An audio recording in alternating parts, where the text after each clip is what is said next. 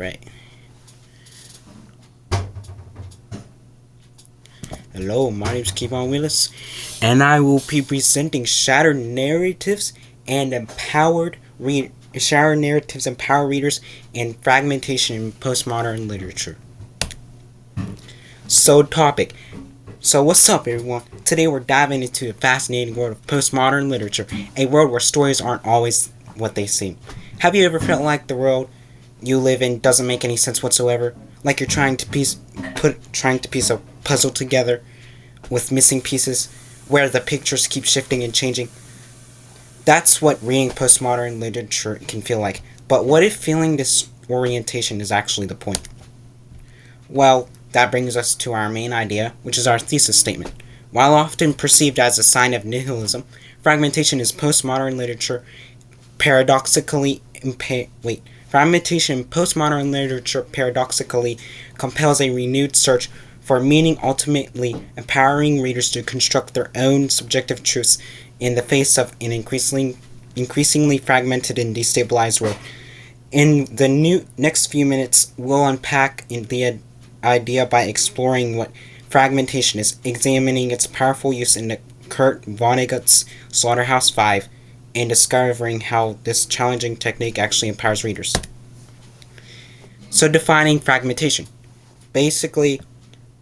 So what is fragmentation? It's basically, at its core, it's basically a narrative technique that intentionally disrupts the traditional flow of storytelling. Think of it as a shattered mirror, like the one up in the corner, reflecting reality in distorted and incomplete ways.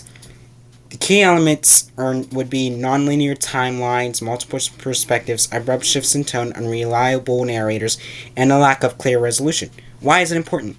Well, it reflects postmodern worldview, because in that case, fragmentation is important because it mirrors the uncertainty and instability of the postmodern world, where grand narratives have collapsed and traditional structures are questioned. It reflects a sense of disillusionment with traditional systems of belief. With challenges and traditional conventions, fragmentation also rejects the idea of a single authoritative voice and neatly packaged story with a beginning, middle, and end, and instead it embraces ambiguity and complexity, and it engages the reader because instead of passively receiving information, the reader is forced to actively participate in constructing meaning from the fragmented pieces. The reader becomes a creator of the narrative. Supporting quote that I put in here was to illustrate this point. Let's turn to Brian McHale for an example, who is a prominent scholar of postmodern literature. In his book, Postmodernist Fiction, he argues that in postmodernist fiction, the reader is no longer a passive recipient of information, but an active participant in the construction of meaning.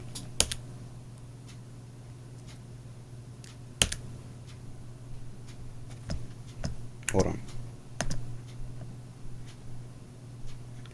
Okay, so now we're looking at Slaughterhouse-Five as a case study. So now let's see how fragmentation works in practice. And there's obviously no better example than Kurt Vonnegut's Slaughterhouse-Five. Trust me, it's a good story. So in its nonlinear narrative, Slaughterhouse-Five is a masterclass in fragmentation. Billy Pilgrim, the protagonist of the story, becomes unstuck in time, experiencing his life in a nonlinear fashion. The quote I put in there is, as Vonnegut famously writes, Billy Pilgrim becomes unstuck in time, which is in chapter 2. The emphasis is that this disorientation reflects the trauma of war, where events are chaotic and unpredictable.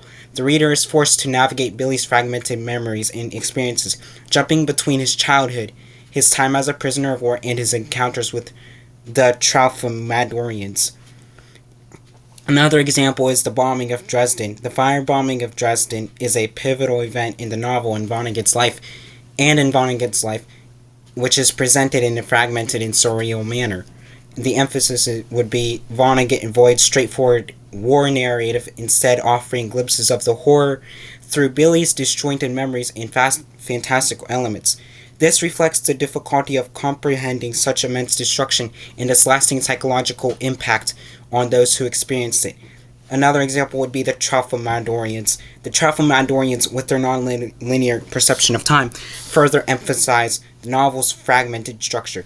The emphasis would be they see all moments as existing at the same time, challenging in the reader's linear understanding of cause and effect. This reinforces the theme of futility of trying to find order in a chaotic world, a world where free will is an illusion.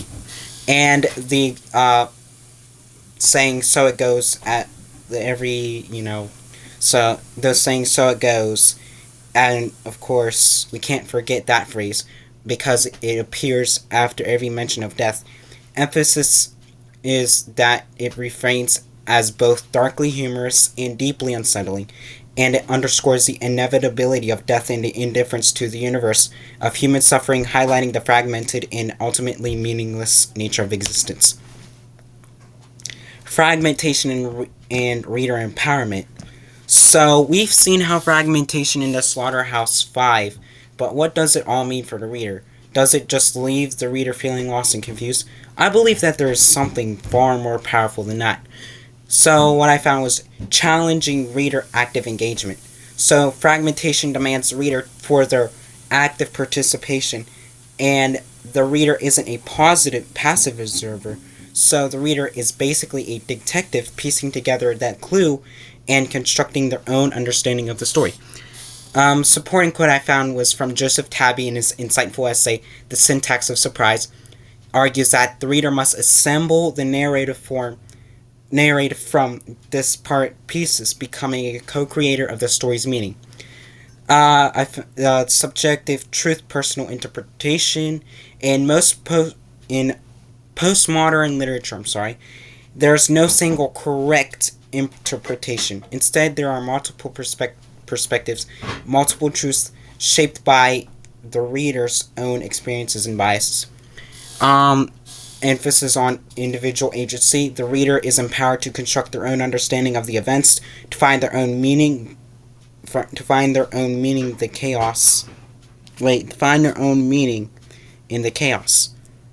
Their interpretation is valid and their perspective matters. I'm sorry about that.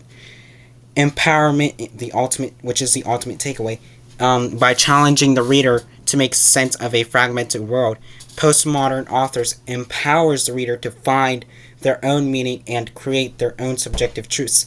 It's a really powerful act of self-discovery and a testament to the resilience of human spirit. Connecting to the thesis, this active engagement isn't a sign of nihilism, but a triumph of human agency, and it's a way of navigating a complex and often confusing world with greater understanding and purpose. What's going on? Okay, so here's a conclusion. So let's be clear. Fragmentation, obviously, in postmodern literature, while initially disorienting, ultimately empowers the reader to construct their own subjective truths in a world that often feels chaotic and meaningless. It's not really a bug, and it's more or less a feature. We've seen how fragmentation shatters traditional narratives, ignites active interpretation, and reflects the complexities of our postmodern world. The next time you encounter a fragmented narrative, don't despair. Embrace the challenge and engage your creativity, and discover the power of creating your own meaning from the shattered remnants of the story. Thank you for watching, and this is Kevon Lewis signing out.